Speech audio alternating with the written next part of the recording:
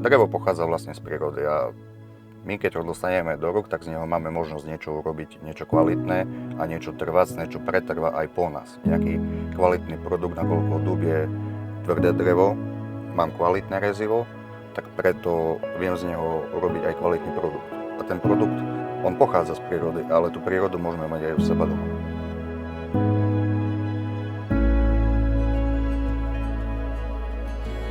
Môj dizajn nábytku je priamy, jednoduchý a účelový. Vzhľadom k tomu, že ak si ho kúpim dnes, tak verím, že keď sa na ňu pozriem o 15 rokov alebo o 20 rokov, stále bude tá dizajnová čistá linka na ňu vidieť. Tu som si vybral kvôli tomu, že je textúrou veľmi pekný, vynikám aj nejaké tie hrčky a to prírodné spracovanie v tých rovných linkách viac ešte zvýrazní ten tvar, nakoľko vyrábam z jedného kusu, málo kedy sa lepí.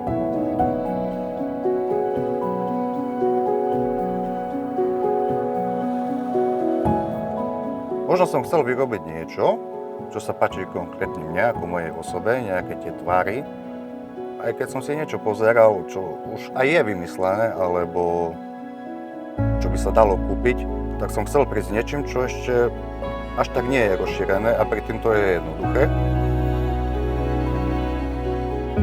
To Woodman Art je možno že také, že keďže som vyštudoval to umelecké remeselné spracovanie dreva, tento obor, to umenie. Potom ten muž musí vedieť, čo robí, má nejakú zručnosť, má nejakú odbornosť preto, aby niečo poriadne urobil.